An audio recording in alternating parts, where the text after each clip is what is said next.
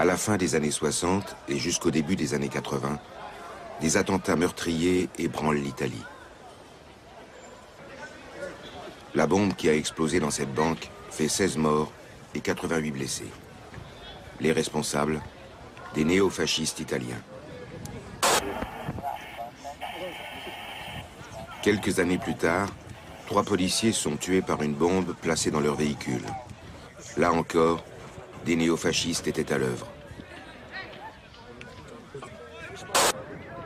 Août 1980. Cette série d'attentats atteint son paroxysme. Une bombe de grande puissance explose dans la salle d'attente de la gare de Bologne. Une aile du bâtiment s'écroule et on dénombre 85 victimes dans les ruines. Jamais dans l'Europe d'après-guerre, il n'y avait eu autant de morts lors d'un attentat.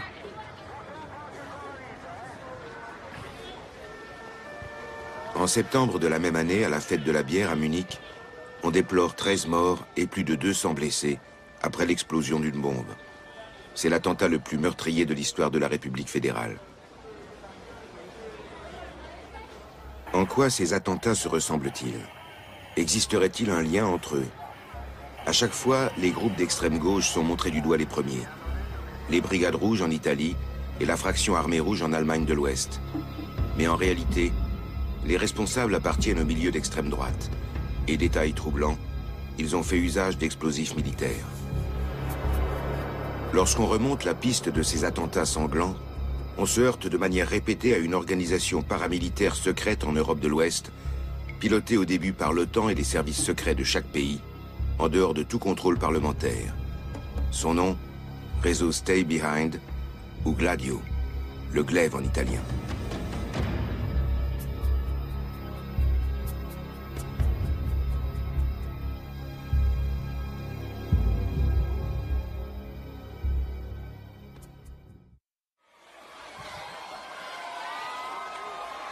En mai 1945, c'est la fin de la Deuxième Guerre mondiale.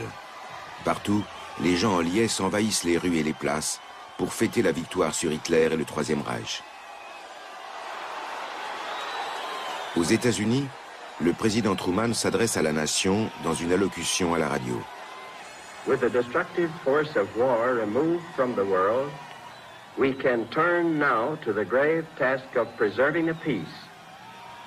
It is one in which we must collaborate with our allies and the other nations of the world. Mais la coopération avec l'Union soviétique, l'allié d'hier, ne dure que quelques mois. Une nouvelle ligne de front se dessine dans le monde. Après le danger fasciste, c'est la peur du communisme qui hante le gouvernement américain. La crainte d'une révolution communiste mondiale. C'est pourquoi le National Security Council voit le jour en 1947 à la Maison-Blanche. Ce Conseil national de sécurité rassemble ministres et conseillers de la présidence. Sa préoccupation essentielle, la sécurité du monde libre et la suprématie militaire de l'Union soviétique. Un an plus tard, ce Conseil de sécurité adopte un programme de plusieurs millions. Il s'agit de mettre sur pied en Europe de l'Ouest des unités paramilitaires secrètes. Elles opéreront à couvert sous le nom de Stay Behind, allusion à ceux qui resteront derrière le front, et plus tard, sous celui de Gladio. L'Université américaine de Washington. Christopher Simpson enseigne ici. Ce professeur d'histoire a publié un grand nombre d'études sur la politique extérieure secrète des États-Unis après 1945.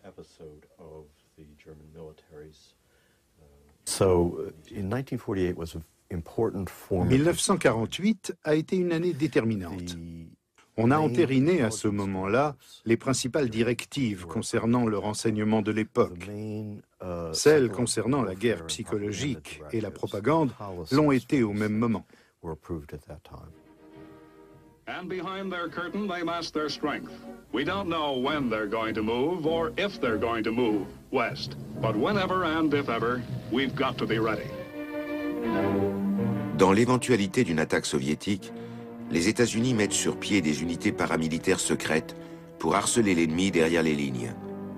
Les gouvernements concernés sont d'abord tenus dans l'ignorance. Dans un premier temps, en Allemagne de l'Ouest aussi, on ignore tout de cette armée secrète. Les Américains mettent matériellement et financièrement tout en œuvre pour édifier dans le pays une démocratie destinée à faire rempart au communisme. Personne ne sait vraiment quelles sont les intentions des soviétiques, car à cette époque, les services secrets des États-Unis ne disposent d'aucune information sur l'Union soviétique. Mais les Américains collaborent déjà étroitement avec un officier allemand qui a proposé à leurs services secrets de travailler pour eux. En mai 1945, il est envoyé par avion aux États-Unis avec de précieux dossiers.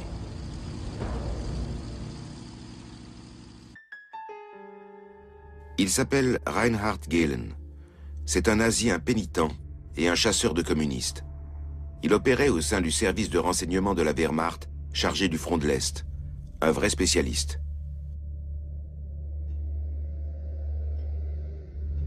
Rares sont ceux qui, comme lui, ont réussi à changer de camp avec autant de facilité.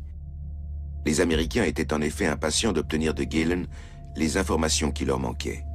Elles concernaient le potentiel militaire de l'Union soviétique, son économie et ses infrastructures. Les services américains s'intéressaient à Gehlen, d'abord pour les informations qu'il avait recueillies sur le front de l'Est, qui concernaient l'Union soviétique et les États satellites d'après 1945, mais aussi et surtout pour les réseaux de contacts et les taupes que Gehlen disait y avoir.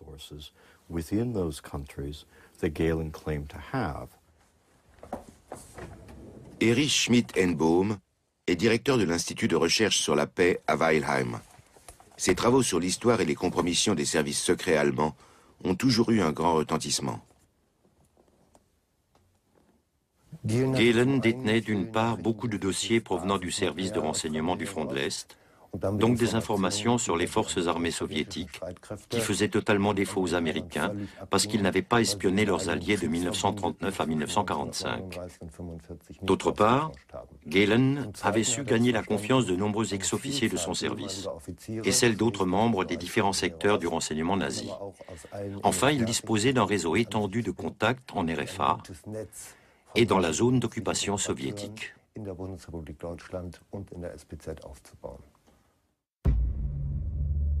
En été 1946, sur ordre des Américains, Reinhard Gehlen est envoyé en Allemagne. Il a pour mission de mettre sur pied un service de renseignement allemand que les Américains financeront pour surveiller l'Est. Et Gehlen participe activement à la mise en place du réseau secret Stay Behind, autrement dit Gladio.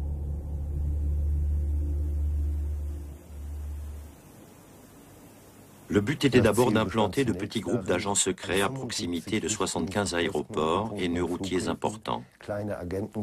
Ils avaient plusieurs missions. La première était de transmettre les mouvements des troupes soviétiques dès qu'elles seraient à leur hauteur. La deuxième consistait à faire passer à l'Ouest certaines personnalités d'importance. Et enfin la troisième, de réaliser des opérations de sabotage, en particulier sur les voies de chemin de fer et sur les ponts, pour gêner les déplacements des troupes soviétiques. L'ancien siège du consortium chimique IG Farben à Francfort. Les Américains l'ont utilisé jusqu'à la fin des années 80 comme quartier général. C'est depuis cet endroit que leurs services secrets vont mettre en place en Allemagne de l'Ouest les unités paramilitaires secrètes s'appuyant sur l'organisation Gehlen. Reinhard Gehlen se charge en personne du recrutement des agents des commandos Stay Behind. Les camps de prisonniers de guerre et d'internement sont un vivier de choix pour trouver des Allemands fiables, destinés à aider l'armée américaine. La qualité la plus recherchée, un anticommunisme marqué.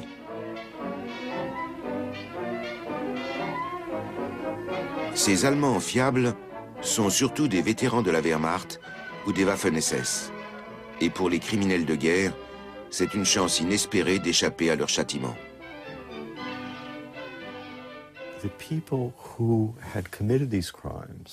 Ceux qui avaient commis ces crimes ont bénéficié d'un tour de passe-passe bureaucratique. De collaborateurs nazis, ils sont passés à combattants anticommunistes de la liberté. C'étaient les mêmes personnes. On n'avait même pas changé leur adresse. On savait exactement qui était qui. Mais à cause du retournement de la situation politique, un dangereux nazi devenait un élément utile.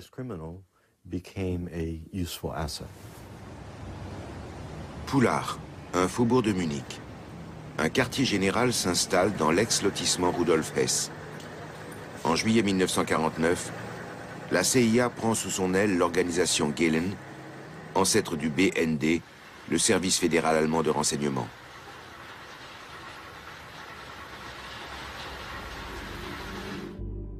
Le rideau de fer. Il deviendra la frontière entre les futurs RFA et RDA. Tout du long, les commandos Stay Behind se tiennent prêts. En cas d'attaque soviétique, ils sont chargés d'épier les mouvements de troupes et de se livrer au sabotage. Ils sont équipés par les Américains. Au début, tous les commandos Gladio sont financés par les États-Unis. Il était interdit par les Alliés de détenir des armes ou des émetteurs-récepteurs.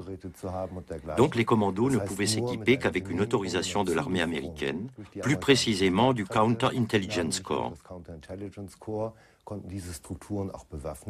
L'instruction des commandos Gladio était évidemment prise en charge et couverte par les militaires américains dans de vastes camps d'entraînement.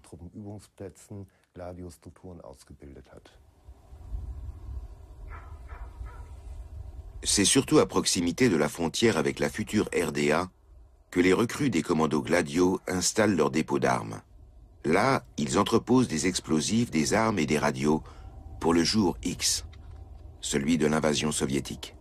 Ni la population, ni le gouvernement, ni le Parlement ne sont informés.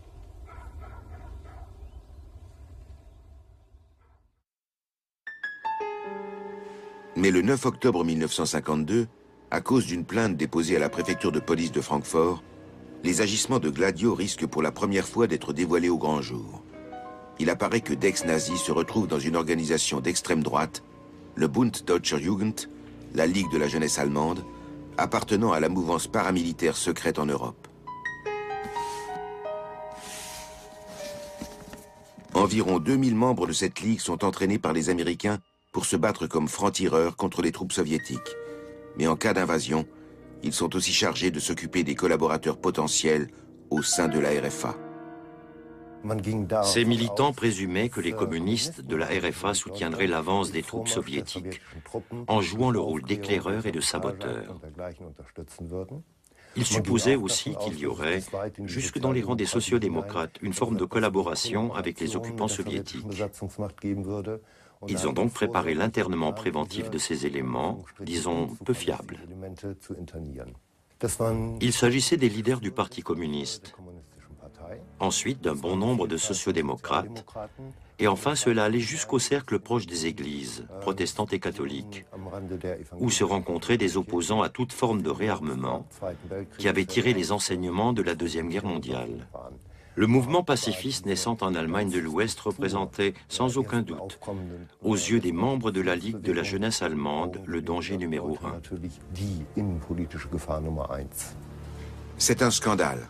Le Parlement de la Hesse crée une commission d'enquête et l'affaire secoue même le Bundestag. Mais les Américains refusent toute explication.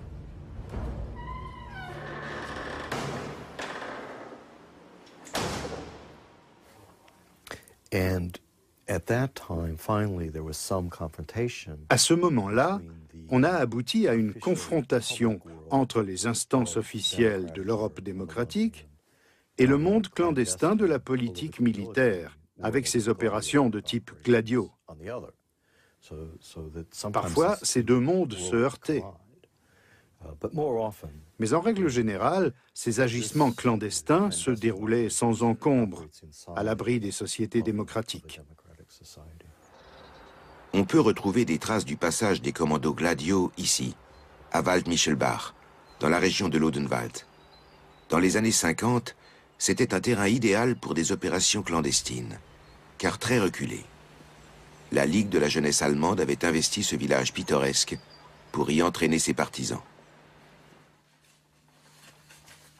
Peter Sattler, un historien local, a passé des années à rassembler et à collationner des informations.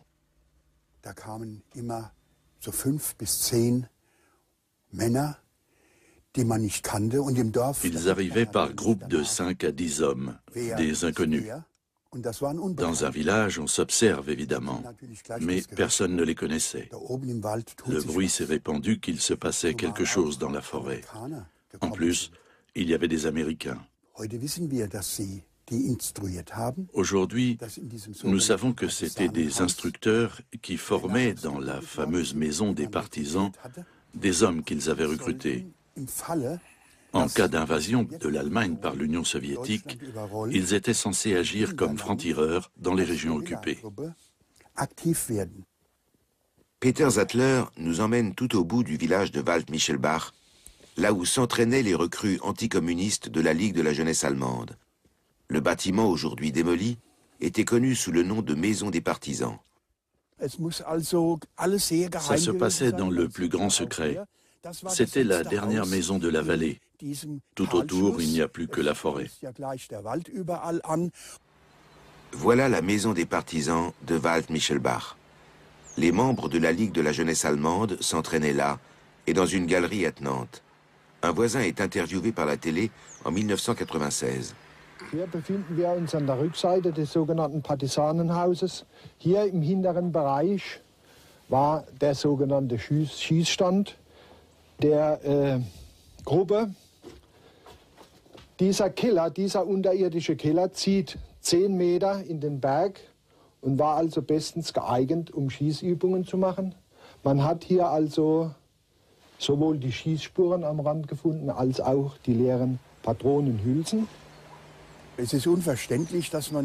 C'est à peine croyable qu'on ait pu recruter des nazis dans une démocratie, qui plus est alors qu'elle venait de naître et qu'elle devait ouvrir des perspectives totalement nouvelles. On a du mal à comprendre comment les Américains ont pu s'embringuer dans une histoire pareille. Mais tous ces types avaient de l'expérience, alors ils les ont recrutés. Même si c'était des SS et des soldats de la Wehrmacht. C'est en 1953 seulement que les États-Unis informent officiellement le gouvernement fédéral de la poursuite du programme des commandos paramilitaires secrets, sans aucune protestation des Allemands.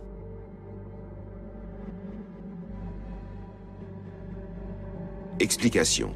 Depuis 1950, la RFA prépare la création de sa nouvelle armée. Mais un réarmement n'est possible qu'avec l'accord des alliés occidentaux, sous l'égide de l'OTAN et des USA. C'est pourquoi Adenauer souhaite éviter tout conflit avec les Américains. À la fin des années 50, la phase de mise en place des commandos Gladio est terminée. Mais le jour X se fait attendre.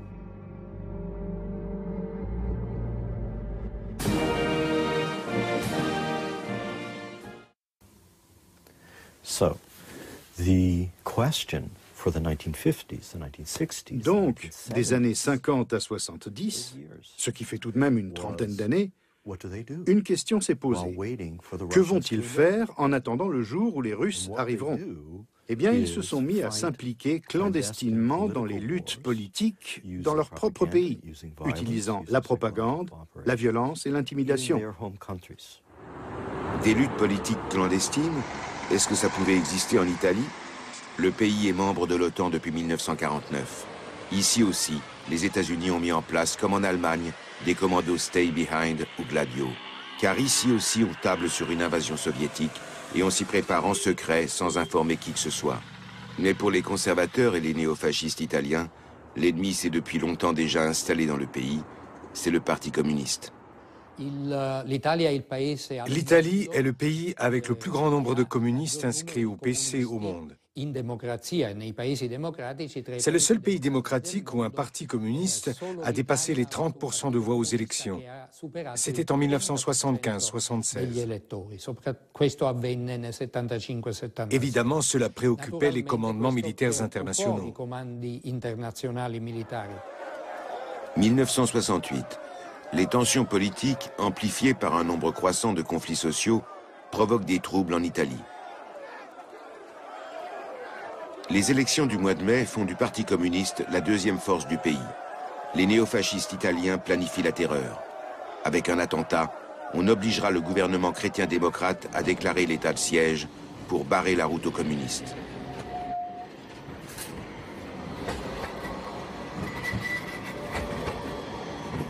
Nous sommes sur la Piazza Fontana de Milan, le 12 décembre 1969. Dans l'après-midi, une énorme explosion ébranle le centre-ville. C'est le premier attentat en Italie dont le Gladio va être soupçonné.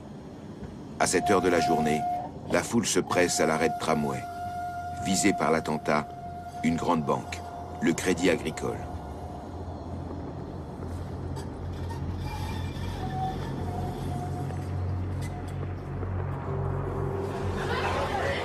On relèvera 16 morts et 88 blessés. La gauche est immédiatement suspectée. Mais toutes les pistes conduisent rapidement au groupe néofasciste Ordine Nuovo, Ordre Nouveau.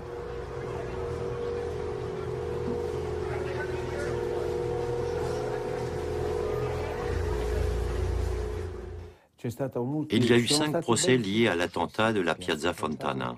Ils se sont tous soldés par des acquittements. Le dernier s'est terminé il y a 3 ans seulement, avec la condamnation des accusés, mais ils ont été acquittés en appel. Et la Cour de cassation a confirmé l'acquittement. Une demande de réouverture de la procédure a été faite récemment, en fonction d'éléments nouveaux. Mais 40 ans après les faits, ça me semble très difficile de recommencer le procès. Moi, en tout cas, je n'y crois pas.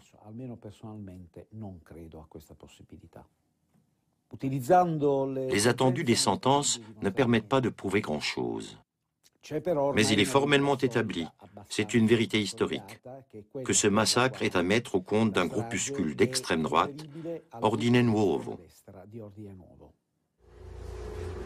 Le 31 mai 1972, une bombe cachée dans une Fiat 500 explose dans le petit village de Peteano, au nord-est de l'Italie. 3 carabiniers sont tués. Et à nouveau, c'est le même scénario. Les enquêtes visent la gauche.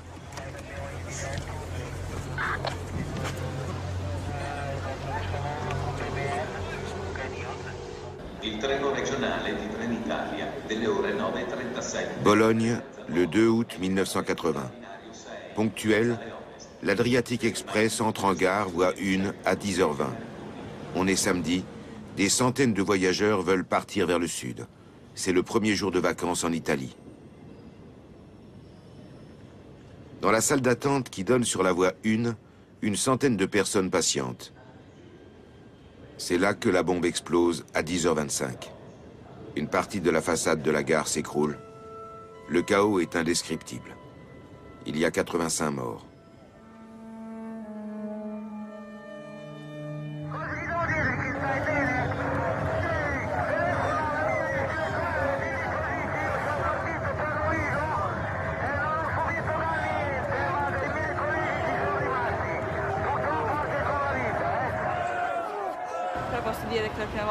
Je suis déjà venue plusieurs fois à Bologne et j'ai vu l'horloge qui s'est arrêtée à l'époque. À chaque fois, je suis très émue.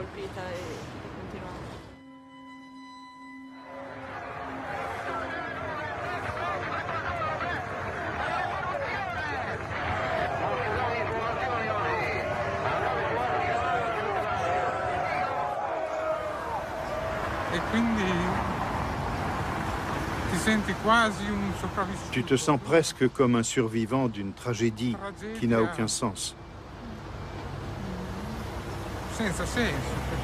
Une chose pareille, c'est...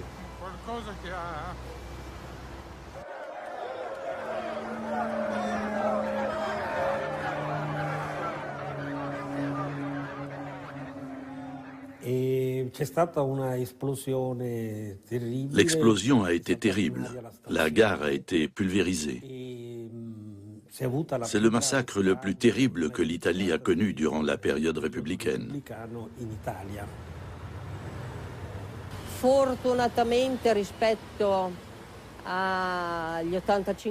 Heureusement, si on considère les 85 morts, ma fille ne fait partie que des 200 blessés. Je suis très émue quand je parle de tout cela, parce que les blessés vivent avec ces souvenirs, qu'ils le veuillent ou non, même s'ils essaient d'oublier, comme le fait ma fille.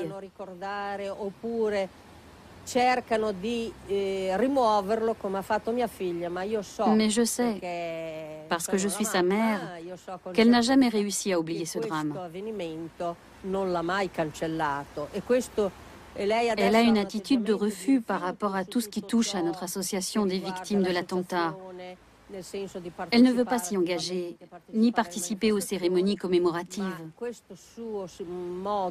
Son comportement découle directement de l'angoisse qui continue à l'envahir, même au bout de 30 ans.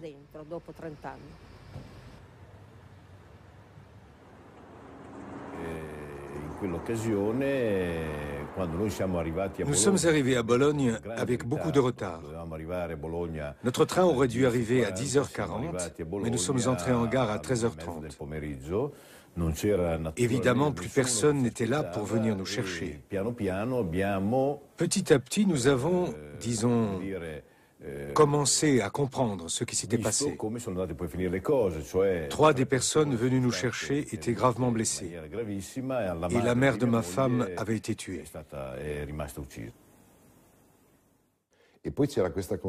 On a compris très vite. Et notre colère était indescriptible. Nous qui venions de donner un coup de main à la gare, nous avons rapidement réalisé que ça ne pouvait pas être un accident, que c'était un attentat. Immédiatement, on a pensé que c'était une bombe fasciste. C'est la première pensée qui m'est venue à l'esprit.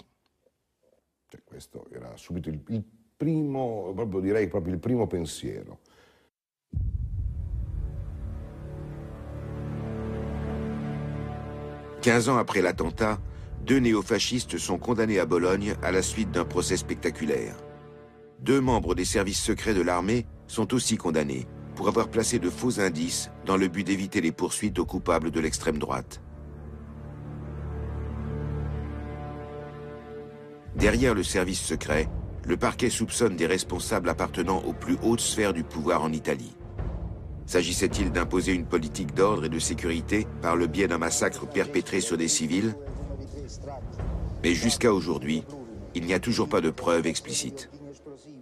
Libero Mancuso était chargé à l'époque par le procureur général de Bologne de l'enquête sur l'attentat à la bombe de la gare.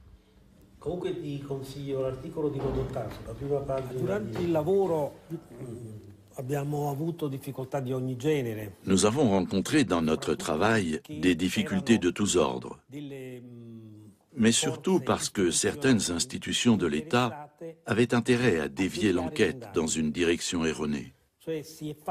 On voulait lancer les magistrats sur de fausses pistes. Cela a commencé dès le premier jour. Les enquêtes ont été brouillées par une série de ce que nous appelons dépistaggi, des indiscrétions ciblées destinées à égarer sciemment les magistrats. Cela a fini par prendre des proportions effrayantes.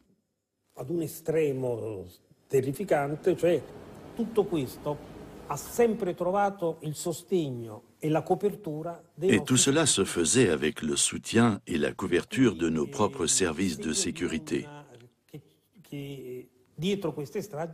Derrière ces massacres, on discernait toujours des visées très inquiétantes à caractère politique indéniable.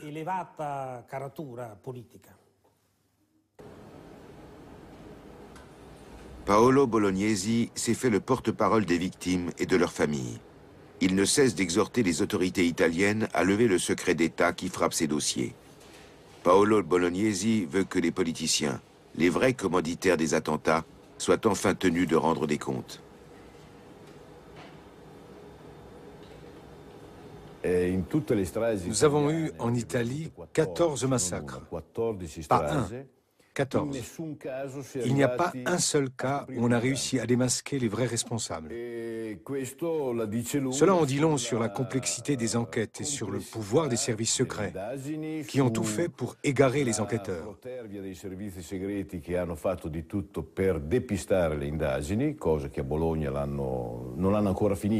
C'est exactement ce qui est arrivé dans le cas de l'attentat de Bologne.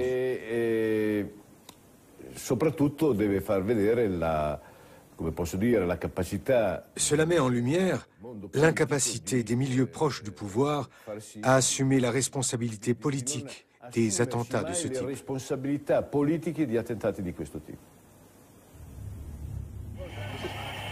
Malgré tout, au cours de l'enquête sur l'attentat ayant causé la mort des 3 carabiniers en 1972 à Peteano, des révélations sur les dessous de l'affaire sont apparues au grand jour. À Venise, en 1981, soit 9 ans après l'attentat de Peteano, le juge d'instruction de l'époque, Felice Casson, déclenche une sensation politique. Il reprend l'enquête sur l'attentat et découvre l'existence de Gladio et l'implication de ses commandos paramilitaires.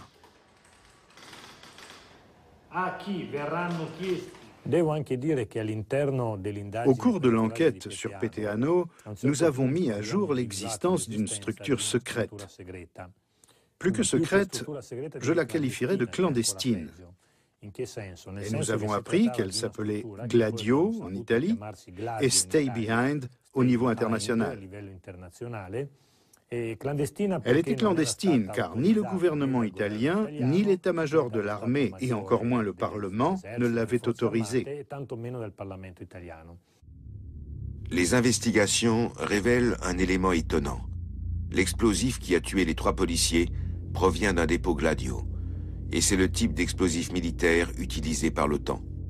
Il est apparu que les responsables étaient des néofascistes italiens et qu'ils avaient bénéficié d'une protection des carabiniers, de la police, des magistrats et surtout des services secrets italiens.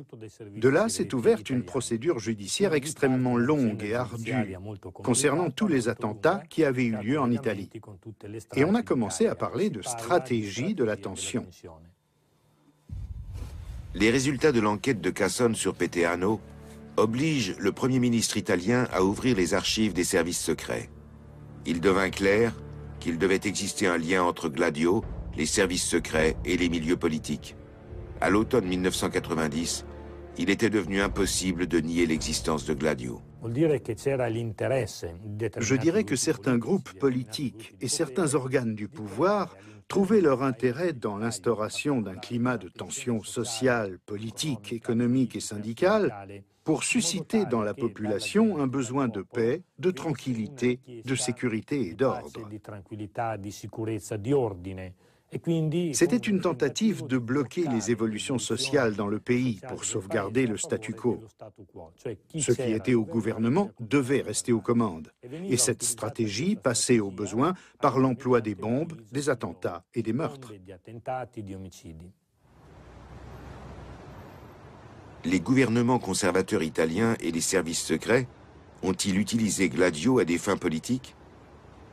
Même une commission d'enquête parlementaire ne put répondre définitivement à cette question.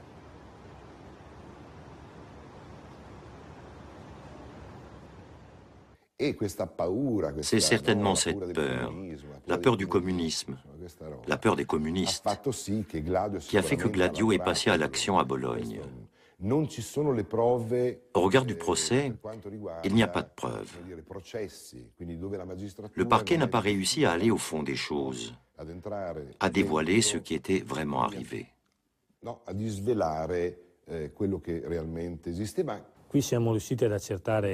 Nous avons réussi à élucider certaines choses, comme pour l'attentat de Peteano. Dans les autres cas, nous sommes restés bredouilles. Nous ne disposons toujours pas d'une vision d'ensemble sur le rôle joué par Gladio. Il y a des témoins encore en vie qui refusent toujours de parler.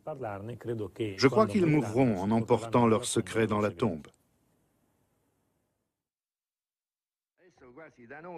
Mais les investigations de Casson auront au moins permis à la commission d'enquête parlementaire d'auditionner le Premier ministre italien, Giulio Andreotti. Celui-ci reconnaît officiellement l'existence de Gladio, non seulement en Italie, mais aussi dans tous les pays membres de l'OTAN et en Suisse. Dans l'Europe entière, des voix s'élèvent pour exiger que toute la lumière soit faite. Où mène la piste de Gladio dans les autres pays européens? Dans quelle mesure les gouvernements étaient-ils informés? Quelle forme ont pris les activités de Gladio? Des commissions d'enquête sont créées en Suisse et en Belgique. Là aussi, leurs conclusions sont décevantes. En France, les archives restent fermées. Personne ne cherche à approfondir, la presse est muette. Le gouvernement ouest-allemand refuse lui aussi d'informer l'opinion publique, et ce, en dépit des indices concrets sur une implication éventuelle de Gladio dans l'attentat de la fête de la bière à Munich. Der ganze Eingang hier, der Boden blutüberströmt, Schuhe liegen herum, Kopftücher, Trachtentücher, es ist schrecklich. À Munich, le 26 septembre 1980, une bombe explose à 22h19 devant l'entrée principale de la fête de la bière. Nous sommes vendredi soir. Plus de 200 000 visiteurs se pressent autour des attractions. C'est l'attentat le plus sanglant de l'après-guerre en Allemagne. 13 morts et 211 blessés, dont certains grièvement atteints. La police et les sauveteurs sont rapidement sur les lieux, dès 22h20. Ils tentent de faire face au mieux. Mais leur aide arrivera trop tard pour de nombreux visiteurs de la fête de la bière.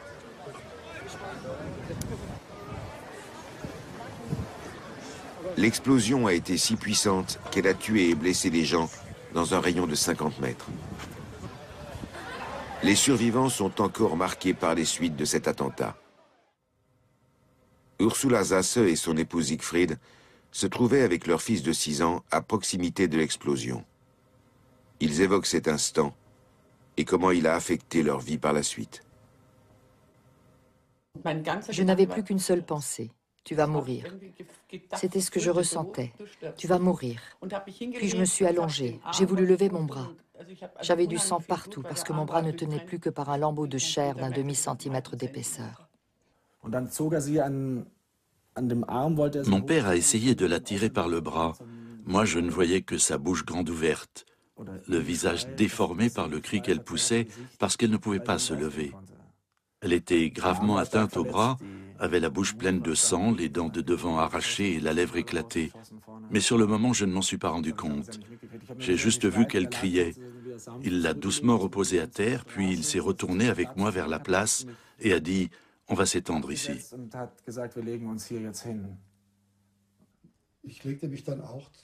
Je me suis étendu à côté de mon fils, à même le pavé, et j'ai commencé à lui enlever ses vêtements. J'ai baissé son pantalon parce que je voyais le sang qui coulait.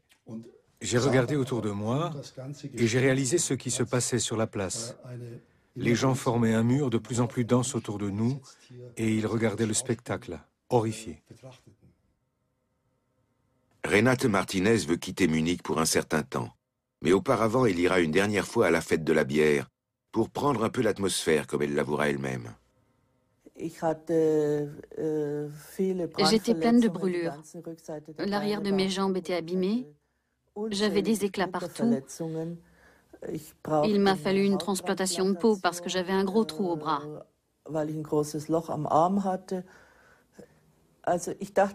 J'étais persuadée d'avoir été gravement blessée parce que personne ne se trouvait derrière moi. Quand la police est venue chez moi 2 semaines plus tard, avec un croquis couvert de petites croix, j'ai vu qu'il y en avait plusieurs juste derrière moi. J'ai demandé au policier ce que ça voulait dire. Il était gêné. Il ne voulait pas me répondre. Je lui ai dit, ce sont des morts, toutes ces petites croix? Il a fait oui. J'ai été très émue parce que j'ai compris que je n'étais que légèrement blessée, grâce à ceux qui étaient morts derrière moi. J'ai eu d'énormes difficultés à m'en remettre.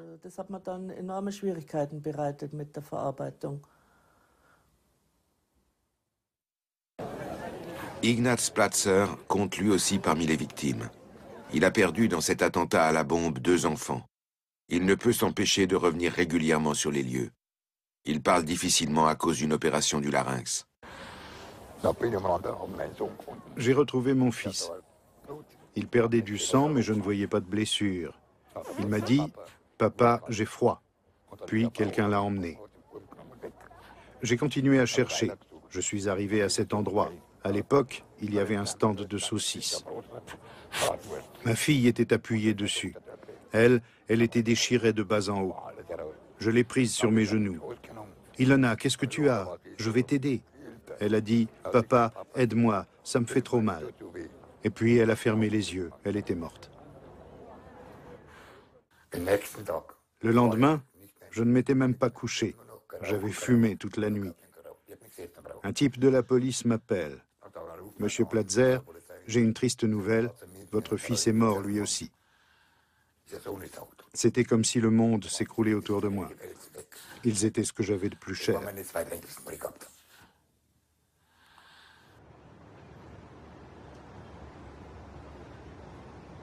Deux jours seulement après l'attentat, le coupable et le mobile paraissent évidents. Guten Abend, meine Damen und Herren. Das Bombenmassaker von München geht offenbar auf das Konto des Rechtsextremismus. Die Ermittlungsbehörden sehen in dem 21-jährigen Gundolf Köhler den möglichen Bombenleger. Köhler ist eines der 12 Todesopfer des Bombenanschlages. In Karlsruhe nannte Generalbundesanwalt Rebmann am Nachmittag Einzelheiten der Ermittlungen und der Untersuchungen am Tatort. Wir nehmen nicht an, beim gegenwärtigen Stand der Ermittlungen, dass Köhler als Alleintäter gehandelt hat. Die Ermittlungen haben gegeben, dass Köhler Mitglied der Wehrsportgruppe Hoffmann war.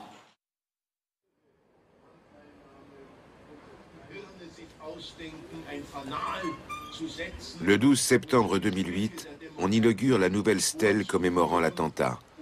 Dans son discours, le maire de Munich, Ude, qualifie l'attentat d'attaque contre la démocratie.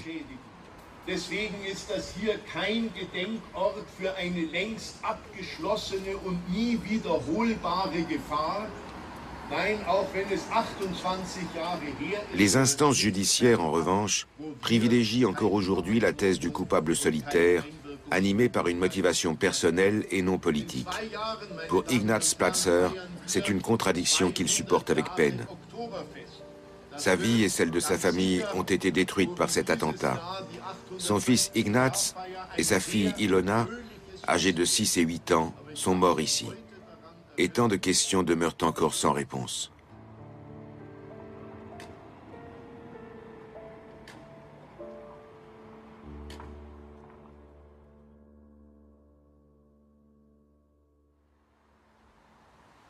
C'est ici, dans le faubourg munichois de Rammersdorf, que vit le journaliste Ulrich Chaussy.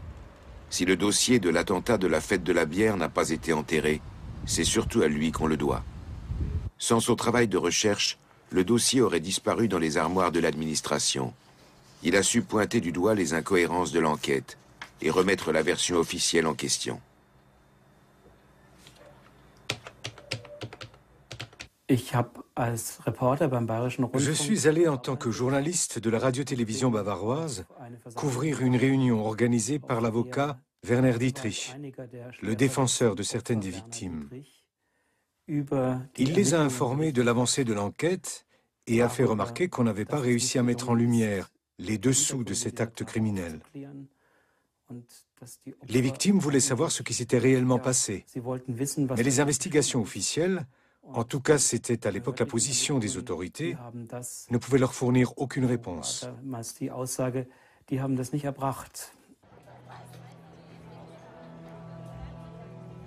Que s'est-il réellement passé autour de cette poubelle, située à l'entrée principale de la fête de la bière, là où la bombe avait explosé?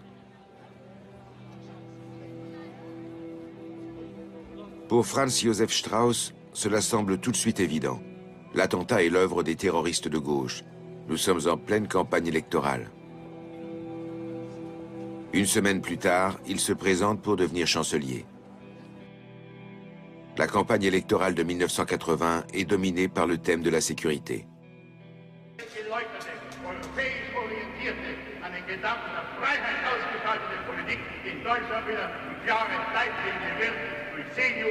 C'est le cheval de bataille de Strauss, champion d'une politique de fermeté sans compromis.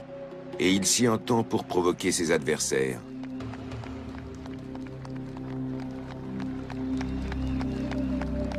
L'attentat de la fête de la bière, 10 jours avant les élections du 5 octobre, exacerbe les esprits.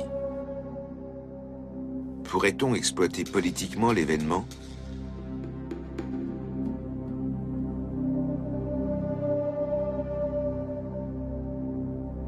Les leader conservateur pense tenir un argument imbattable. Il conclut aussitôt que l'attentat de Munich est signé par l'extrême gauche, plus précisément par la RAF, la fraction armée rouge. Strauss tire à boulet rouge sur le ministre de l'Intérieur de l'époque, Gerhard Baum, membre du Parti libéral. Wir werfen Herrn Baum schuldhaftes Verhalten vor. Schuldhaftes Verhalten einmal, dass in den letzten Jahren die Nachrichten- und Sicherheitsdienste so demoralisiert, so geschwächt und so entmutigt hat, dass die Beobachtungs- und Aufklärungstätigkeit im Stadium vor der Begehung von Anschlägen erheblich geschwächt, eingeschränkt und weitgehend wirkungslos geworden ist. Offenbar hat Strauss eine Gelegenheit. De toute évidence, Strauss pensait avoir trouvé l'occasion de me régler mon compte. J'ai senti le danger et compris ce qui allait me tomber dessus, même si je n'ai pas douté une seule seconde d'avoir agi correctement.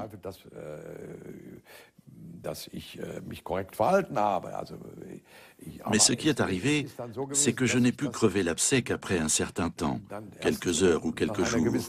Et ce reproche s'est dégonflé comme une baudruche quand on a eu établi d'où venait le coupable.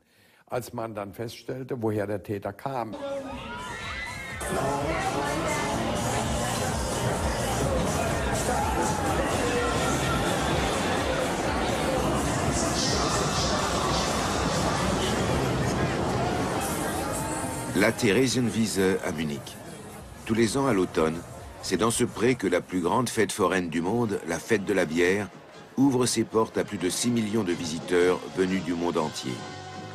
Ainsi, le 26 septembre 1980, le jour de l'attentat. Nous sommes vendredi. Les tentes géantes sont dès midi déjà bien remplies. L'ambiance est décontractée, joyeuse. Et un agréable week-end d'automne s'annonce. En ce 26 septembre, s'engage inexorablement la marche vers l'attentat le plus meurtrier de l'histoire de la RFA. L'enquête a révélé que le terroriste Gundolf Köhler quitte Donaueschingen au volant de sa Ford Consul gris métallisé, immatriculé VSDD 500, en direction de Munich.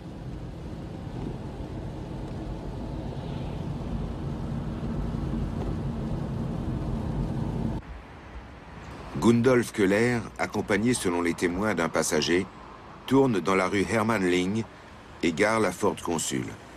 Au bout de cette rue se trouve son but, la fête de la bière.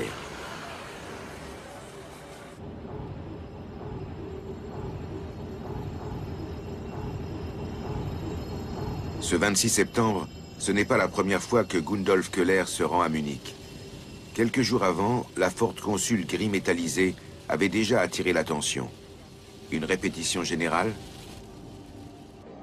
Comme tous les ans pendant la fête de la bière, a lieu le défilé traditionnel en costume folklorique. Lors de son audition, un témoin, Nana N, se souvient de la Ford immatriculée VS DD 500. Mir fiel halt gleich das Kennzeichen VS auf und deshalb bin ich näher rangegangen und weil ich dachte, meine Bekannten seien auch auf dem Trachtenzug. Als ich dann in das Wageninnere reinschaute, sind die Leute richtig erschrocken. Quelque chose de recouvert par un tissu noir se serait trouvé entre les 5 occupants, 4 hommes et une femme sur le siège arrière. Après avoir garé sa voiture, Gundolf Köhler se dirige vers un bâtiment sur un rond-point arboré, situé directement en face de l'entrée principale de la fête de la bière. C'est de cet endroit qu'un témoin capital de l'attentat observe le va-et-vient jusqu'à l'explosion de la bombe de Köhler, soit pendant près d'1 heure et demie. Frank Willy Lauterjung, né le 24 mars 1944 à Oberstdorf, travaille dans l'hôtellerie. Ce soir-là, Lauterjung flâne autour des Vespasiennes du rond-point, un lieu de drague homosexuelle.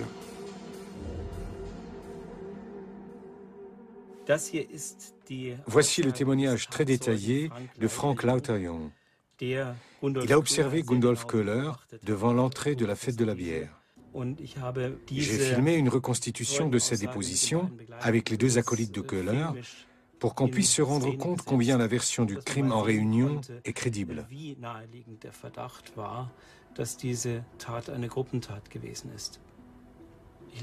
Je vous lis le passage. Vers 21h30, 21h45, j'ai vu, tout près du bâtiment abritant les Vespasiennes, entre deux bancs publics, 3 personnes formant un groupe compact qui discutaient. Les 2 hommes qui accompagnaient Köhler ont attiré mon attention, surtout à cause de leurs cheveux très courts. De plus, ils m'ont semblé être assez fébriles. Je me corrige. Les 3 avaient l'air de discuter fébrilement.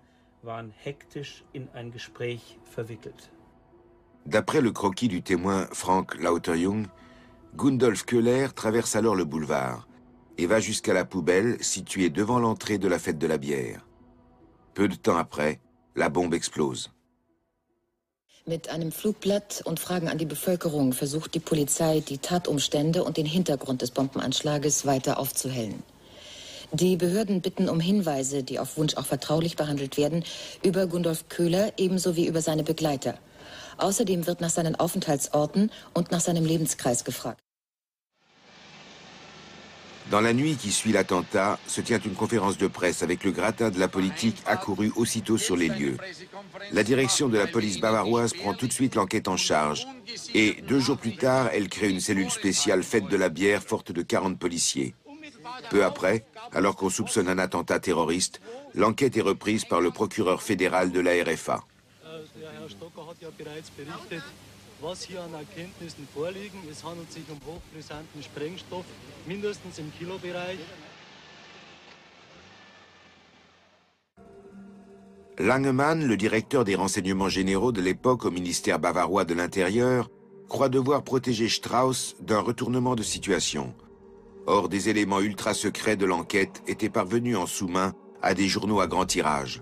Quelques heures après l'attentat, il possédait des informations qu'il n'avait pu obtenir que par l'intermédiaire de Langemann. Dans le journal des interventions de la police, par exemple, le nom de Köhler apparaît pour la première fois à 9h20, environ une dizaine d'heures après l'attentat, transmis au journaliste à Sensation qui le cite presque mot à mot.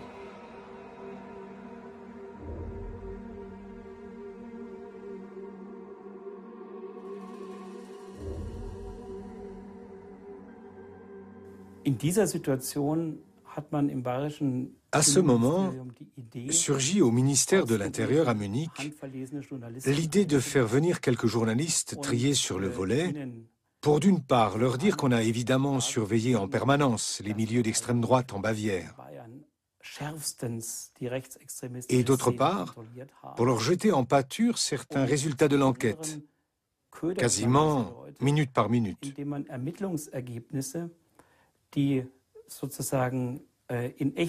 Avec des conséquences catastrophiques.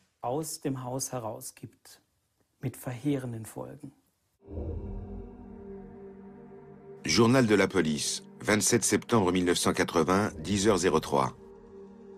Le fichier informatique de la police livre l'information « Gundolf Köhler a eu des contacts avec le groupe de sport de défense Hoffmann ». C'est la première piste sérieuse qui infirme un acte isolé.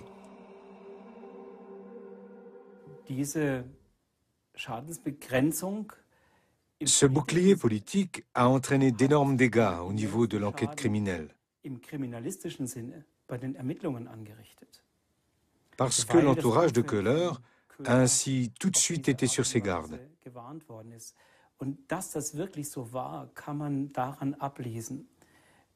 Ce qui le prouve, c'est que le procureur général à Karlsruhe, qui avait repris l'enquête à son compte, aussitôt connu la participation de Köhler au groupe de sport de défense Hoffmann, a voulu imposer un blackout, qui était déjà rompu dans les faits. Il était consterné que le nom et la ville d'origine du suspect aient été divulgués dans tous les médias dès le lendemain soir de l'attentat.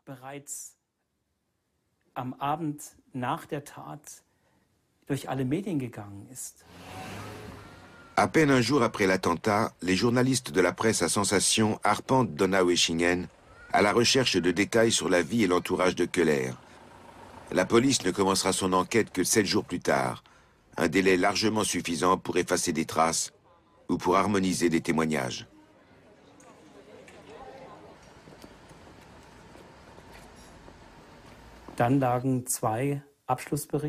Les deux instances du parquet ont rendu leur rapport final. On pouvait y lire qu'un jeune homme du nom de Gundolf Köhler, étudiant en géologie à Donaueschingen, avait préparé son crime entièrement seul, l'avait mis à exécution également seul, et que ses mobiles étaient exclusivement personnels. Il était déçu par la vie, frustré dans ses relations féminines, avait raté ses études. Son crime était en quelque sorte un suicide, ayant entraîné la mort d'autres personnes. C'est à peu près en ces termes qu'on a informé l'opinion publique à l'époque. D'un crime commis par un groupuscule, on passait de manière surprenante à une responsabilité unique, celle de Gundolf Köhler, dépourvu de mobile politique. Voici un photomontage réalisé par les enquêteurs. La thèse du coupable ayant agi seul était lancée, et le procureur général ne tarda pas à la faire sienne. L'explication donnée est simple. Gundolf Köhler a préparé et exécuté son attentat seul. Il avait un mobile exclusivement personnel. C'était un jeune homme solitaire et désemparé, faisant montre d'une haine inextinguible à l'égard du monde.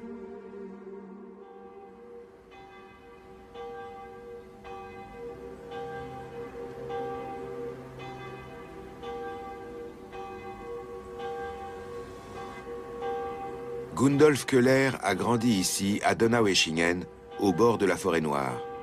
Ulrich Saucy a cherché des traces de la biographie de Köhler dans sa ville natale. Il désirait savoir si l'image du coupable isolé et désespéré que les enquêteurs essayaient d'accréditer pouvait coller à la réalité.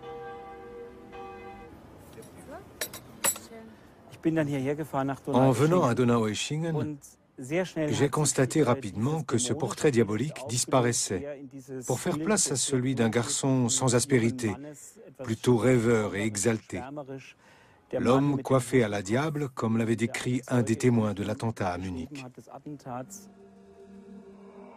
Les recherches dans l'entourage de Köhler confirment. De nombreux indices vont à l'encontre de la thèse du mobile personnel. Quand on vit isolé, sans aucun contact, on ne passe pas une petite annonce pour jouer dans un groupe en tant que batteur. On n'a pas de job de vacances.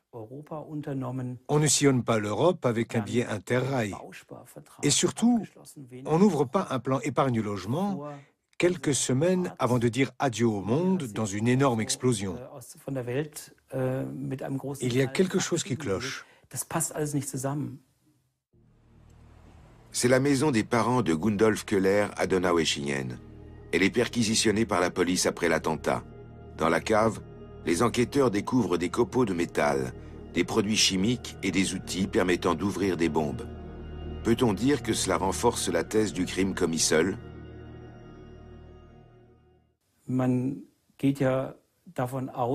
On en déduit que la bombe a été entièrement fabriquée dans la maison des Köhler à Donaueschingen.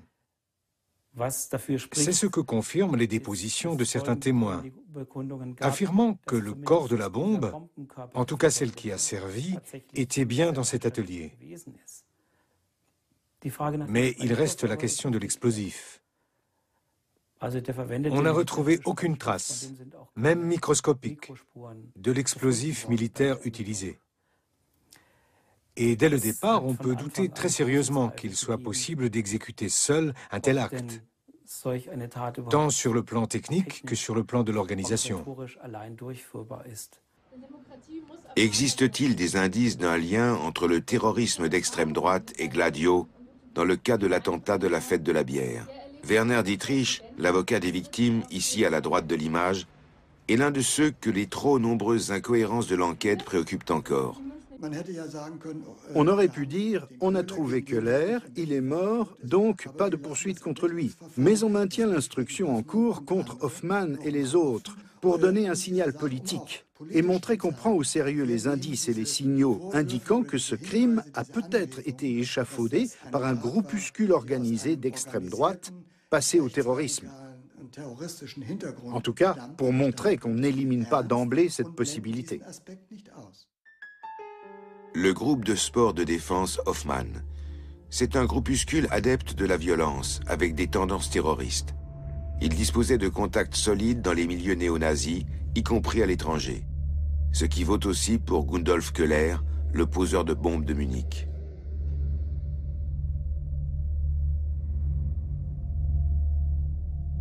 Commando, c'est le titre du magazine édité par le groupe de sport de défense Hoffmann.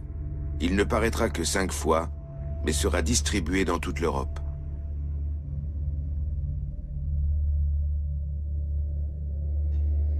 On retrouve Gundolf Köhler sur la couverture du magazine Commando de 1979.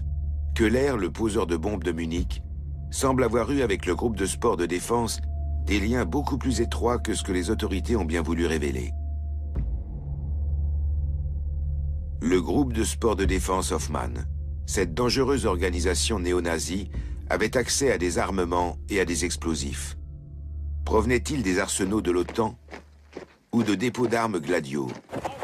Les entraînements au sport de défense et les exercices paramilitaires servaient-ils de préparation à des attentats terroristes?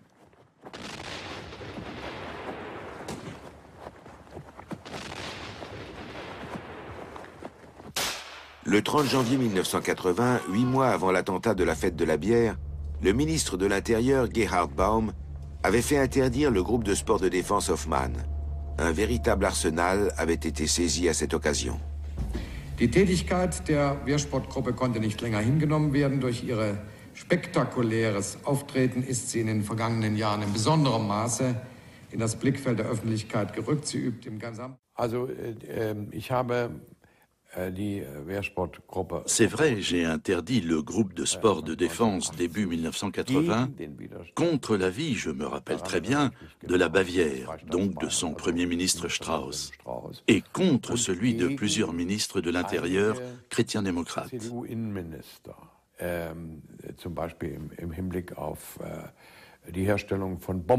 On savait qu'ils s'entraînaient à fabriquer des bombes et au maniement des armes. Ça ne pouvait s'expliquer que par l'intention de les utiliser. Nous redoutions qu'ils passent de l'entraînement à l'action concrète.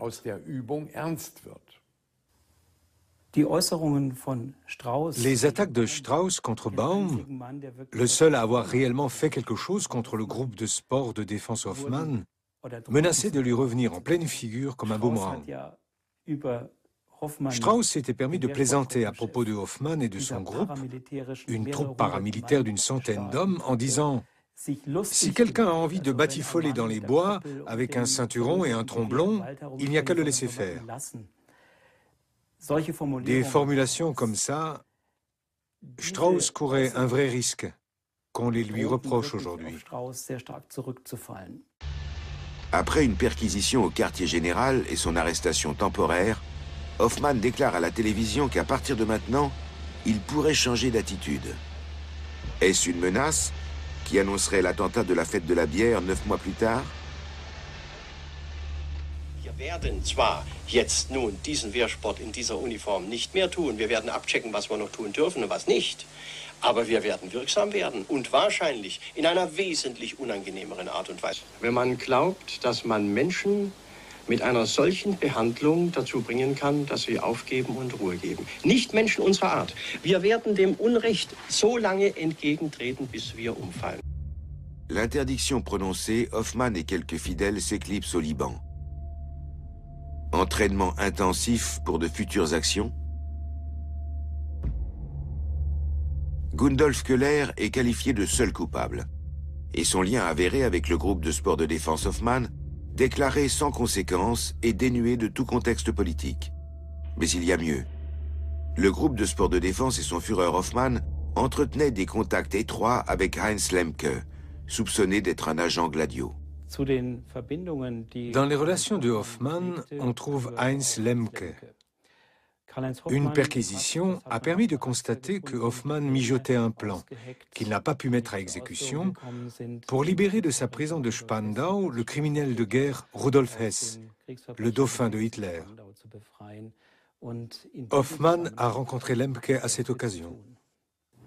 La chasse à l'explosif de Munich, peut être livrée par Lemke, conduit dans la lande de Lüneburg. Au plus fort de la guerre froide, on pensait que cette région proche de la frontière de la RDA serait sans doute celle où les blindés soviétiques effectueraient leur percée. C'était donc un terrain d'opération pour Gladio et ses commandos Stay Behind. À la mairie d'Ebsdorf, un village non loin de l'ancienne frontière avec la RDA, se trouve le bureau de l'archiviste Manfred Schmidt. Il est un peu la mémoire vivante de la région. Tout ce qui peut contribuer à l'histoire de cette région est rassemblé ici. Donc aussi ce qui concerne un hameau forestier, Östringen, situé sur le territoire de la commune. C'est là qu'un ouvrier forestier découvre en octobre 1981 la plus importante cache d'armes clandestine de l'après-guerre en Allemagne, par hasard. Voilà une vieille carte des années 50. Je vais vous montrer comment on va à Östringen, par Arnstedt-Einsen. De Arnstedt à Östringen, il y a 4 kilomètres. Là, il y a une maison forestière à Östringen.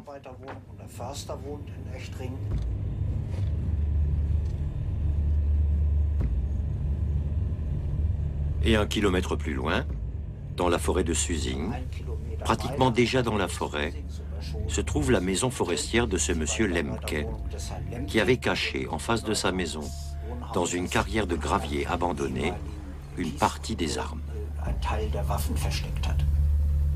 Heinz Lemke habitait et travaillait ici depuis la fin des années 70. En 1959, il avait fui la RDA et avait tout de suite rejoint des associations d'extrême droite. 2 jours seulement après l'attentat de la fête de la bière, le 28 septembre 1980, la police, sur la foi d'un renseignement venu de Munich, fouille la maison de Lemke à la recherche d'explosifs. Sans résultat. Elle ne recherchera d'éventuelles caches d'armes que 2 ans plus tard. Grave erreur.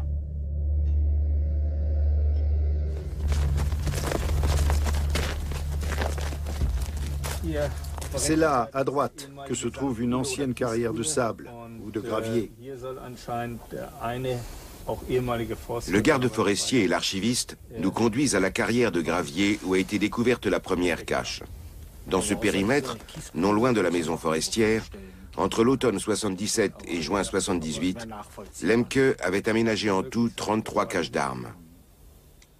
S'agissait-il d'un camp Gladio?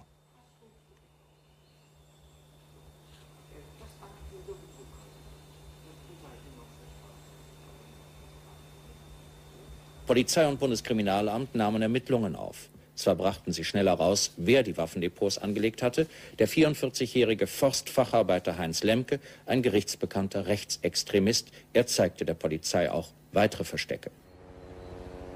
Lemke avait été incarcéré le 27 octobre 1981 et pendant sa détention provisoire, il avait indiqué l'emplacement des caches d'armes. Eine Waffen- und Munitionssammlung von höchster Brisanz. 156 Kilogramm Sprengstoff, 230 Kilogramm Sprengkörper, über 13.000 Schuss Munition, 258 Übungshandgranaten, einige Gewehre, eine Maschinenpistole, aber auch hochgiftige Stoffe wie Cyankali oder Arsen waren sorgfältig verpackt im Waldboden verborgen. Eigentlich klar, dass Lemke dieses Waffenarsenal nicht allein beschaffen konnte. Doch seltsam. Zwar weiß man einiges über seine Vergangenheit, praktisch aber nichts über seine Hintermänner und Gesinnungsgenossen. 5 jours après son arrestation, Lemke est retrouvé mort dans sa cellule. Il avait déclaré la veille qu'il était prêt à faire des révélations complètes sur l'origine des caches d'armes. Est-il brusquement devenu dangereux pour des commanditaires appartenant peut-être à Gladio, qu'il aurait fait éliminer?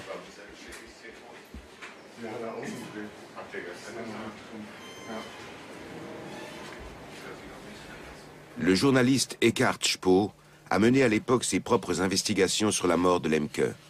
Il met fortement en doute la version officielle du suicide. Wenn jemand bereit ist, sich zu äußern zu dem, si quelqu'un est prêt à s'exprimer sur ce dont il est accusé, si de plus, il déclare clairement qu'il est prêt à parler le lendemain en présence d'un procureur fédéral qu'il connaît, et qu'il se suicide, il y a comme une contradiction. En principe, on fait attention en prison à ce que le détenu ne se suicide pas.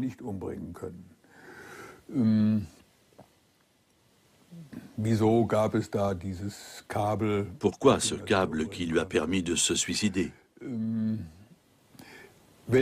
Qui est venu le voir? On a dit que des visiteurs étaient passés le samedi. Je n'ai jamais rien pu apprendre sur leur identité. 2 jours après la mort de Lemke, le procureur général fédéral se charge de l'affaire à la surprise de tous. Et il impose un blackout total.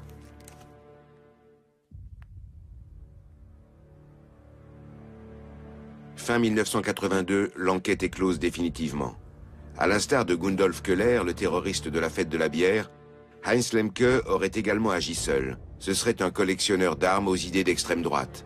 Une étonnante concordance. Mais un passage dans les attendus du procureur général fédéral soulève le doute. Sie lassen es vielmehr zumindest möglich erscheinen, dass Ils font apparaître comme possible qu'il ait été pénétré d'une crainte que la raison ne peut expliquer entièrement, celle d'une invasion soviétique, et qu'il était décidé à s'opposer aux assaillants attendus en tant que combattant isolé ou en tant que chef de franc-tireur. Il pourrait avoir dans ce but rassemblé et enterré les armes et les munitions trouvées dans les caches souterraines. Ce que le procureur général fédéral a écrit là, en tant que combattant isolé ou en tant que chef de franc-tireur, c'est exactement le concept de Gladio. Le procureur renforce en fait le doute. Les caches d'explosifs de Lemke feraient-elles partie du réseau Gladio? L'explosif utilisé à Munich provient-il peut-être des réserves de Lemke? Le procureur général fédéral n'envisage même pas cette possibilité.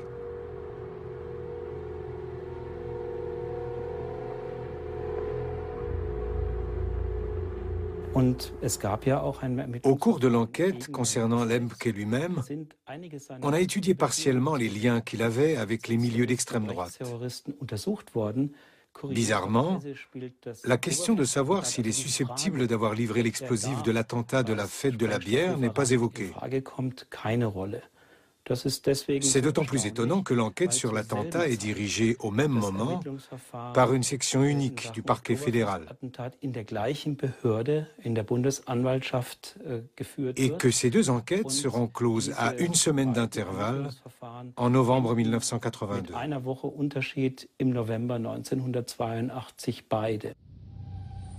Le cas Lemke n'est pas le seul à poser problème. Quand la police clôt l'enquête de l'attentat de la fête de la bière en novembre 1982, il reste bien des aspects étranges et des questions sans réponse. Certains témoins meurent prématurément. Certaines dépositions ont disparu dans les conclusions. Et il y a des témoins importants que la police ne se donne même pas la peine d'interroger. L'un d'entre eux se suicidera plus tard dans une barre de HLM à Rodgau dans la Hesse. Il s'appelle Stefan Wagner. Il est fiché comme néo-nazi et comme lieutenant de Karl-Heinz Hoffmann. Au terme d'une folle course-poursuite, il met fin à ses jours. Accoutré d'un semblant d'uniforme SS, il prend des otages, les tireurs d'élite de la police à ses trousses. Il hurle qu'il a participé à l'attentat de la fête de la bière, mais que jamais il ne se laissera prendre vivant.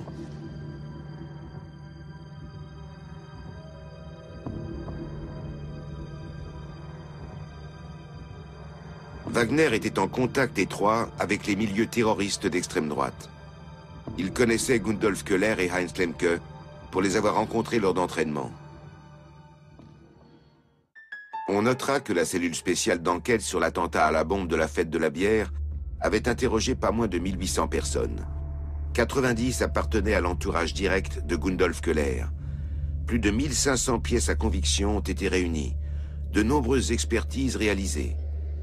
Mais si Stefan Wagner, lui, n'a pas été interrogé, c'est pour des raisons tactiques, dira la version officielle. Mystère aussi concernant le seul témoin capital, Frank Lauterjung. C'est lui qui avait observé Gundolf Köhler et ses 2 acolytes peu avant l'attentat. 6 semaines après l'explosion, il est à nouveau convoqué et il retire brusquement son premier témoignage. On avait convoqué Frank Lauterjung pour une simple raison, pour qu'il revienne sur les observations qu'il avait faites. Et on lui a posé des questions en lui suggérant les réponses. Se pourrait-il que Köhler et ces 2 types n'aient rien eu à voir ensemble? Se pourrait-il que la mallette que portait Köhler ait été une mallette d'outils provenant de la voiture, alors qu'elle était complètement différente? Grâce à cet interrogatoire suggestif, on a extorqué à Frank Lauter-Jung une déposition disant que ces deux hommes n'avaient rien à voir avec Köhler. Pendant l'été 1982, Frank Lauter-Jung décède prématurément à l'âge de 36 ans. Avec lui, disparaît le témoin le plus important de l'attentat à la bombe. Autre exemple. Une femme qui se trouvait sur les lieux de l'attentat tout de suite après l'explosion a témoigné qu'elle avait remarqué une scène insolite. Deux hommes se tenaient là. L'un des deux était plus ou moins en train de s'accuser. Il disait « Aide-moi, aide-moi, c'est pas ma faute, je n'ai pas voulu ça ». Une déposition qui aurait valu qu'on s'y intéresse. Mais les pistes qu'on a laissées tomber sont tellement nombreuses. Celle du photographe Oswald Baumeister, par exemple. Le jour de l'attentat, il teste son nouvel appareil photo à la fête de la bière. La bombe explose. Il n'est pas très loin. Il prend les premières photos du carnage. Certaines seront publiées. Aurait-elle pu fournir des renseignements sur d'éventuels complices? La police ne s'y est jamais intéressée. Donc j'ai réagi en professionnel. Je ne pensais plus. Ou seulement en termes de plan d'ensemble, de demi-ensemble, les gros plans. C'était clair, je dois l'avouer, je ne voulais pas m'approcher trop près. Et puis il y a eu ce moment un peu étrange où je me suis dit, nom d'un chien, tu es là à faire des photos, tu ferais mieux d'aider. Mais il y avait déjà des gens qui s'occupaient des blessés. Quand je suis rentré chez moi, je m'attendais à avoir un appel sur mon répondeur ou au journal d'un organe officiel. Je pensais qu'on allait me dire « Vous étiez le premier photographe sur les lieux. Est-ce qu'on peut voir le film en entier ?» Puisque j'étais là avant la police. J'aurais trouvé ça normal qu'ils disent « Vous avez peut-être un cliché sans intérêt, que vous n'avez même pas développé, sur lequel on pourrait trouver quelque chose. » Je n'ai pas compris pourquoi ils n'ont même pas téléphoné. Jerzy Montag est député des Verts au Bundestag. Il profite d'une séance au Parlement en octobre 2009 pour présenter avec d'autres députés une série de questions très complètes sur Gladio. Ils n'obtiennent aucun éclaircissement nouveau.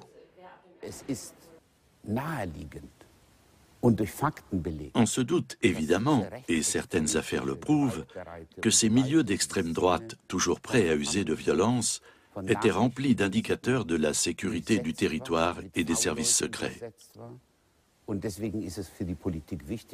D'où l'importance pour les députés de savoir dans quelle mesure les contacts dans les organes de sécurité allemands dont dépendaient ces indices étaient au courant d'informations sur l'attentat. Bien que Lemke, potentiellement un agent Gladio, ait eu des contacts avec le groupe de sport de défense Hoffmann, cette piste n'a pas été exploitée. On ne sait toujours pas d'où provenait l'explosif de l'attentat de Munich.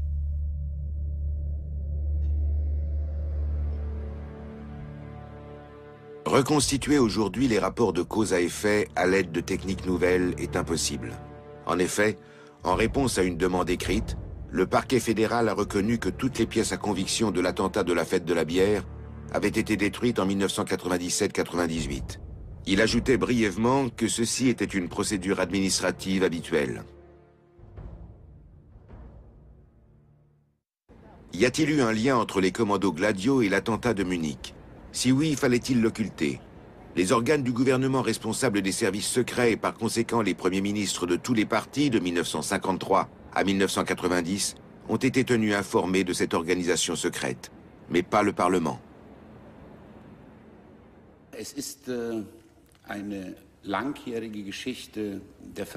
C'est une longue histoire faite de falsification et de dissimulation sans aucun éclaircissement ou explication crédible.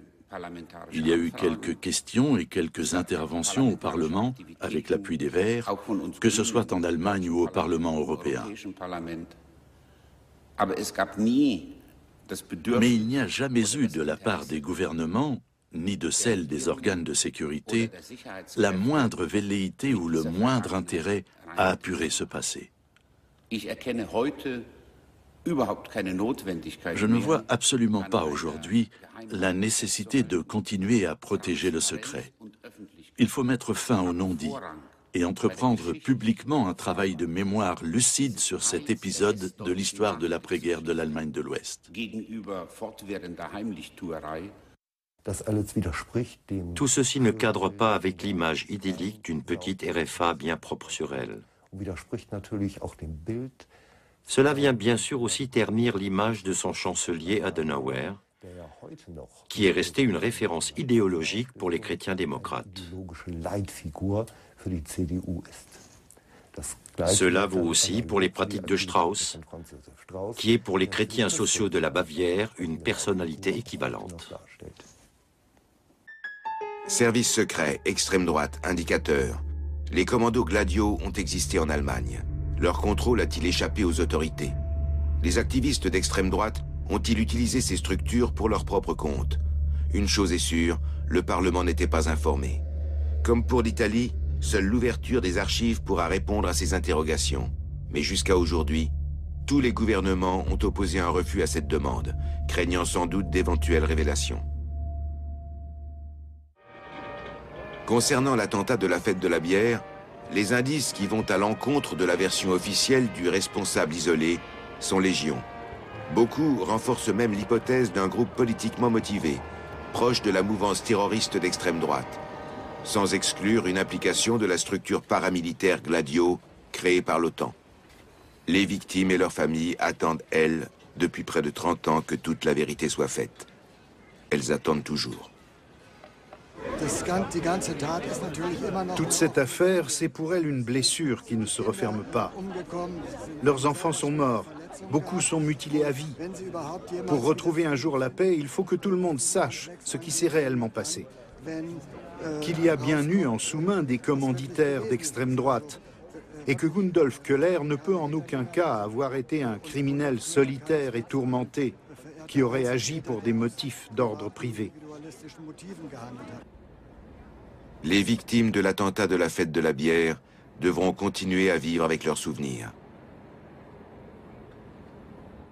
Je me souviens que M. Strauss est venu me voir en famille à l'hôpital. J'étais en soins intensifs. Il me toisait, ça me fait encore rire. Et sa femme lui a dit « Regarde Franz », ou un autre petit nom.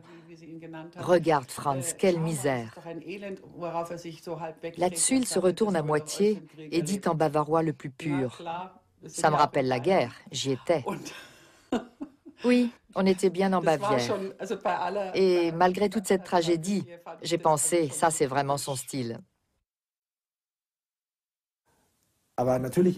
Évidemment, j'aimerais avoir des explications honnêtes.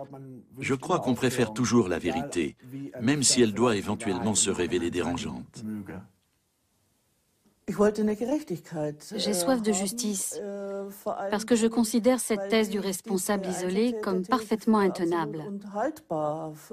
Et je voudrais absolument que les vrais coupables soient traduits devant les tribunaux.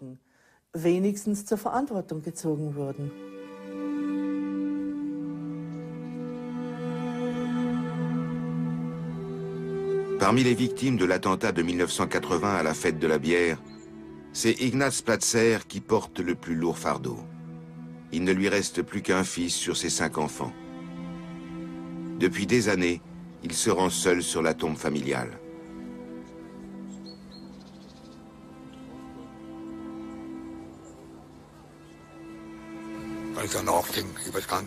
Quand je repense à tout ça et que je me retrouve ici, ça me rend très triste. Je me sens seul. Et puis je me dis, pourquoi moi je suis resté? Pourquoi? J'ai 4 enfants qui sont tous là-dedans. Il n'y a pas pire perte pour un être humain, à moins de mourir soi-même. Peut-être devait-il mourir pour que je vive, qui sait? C'est comme ça que je le ressens.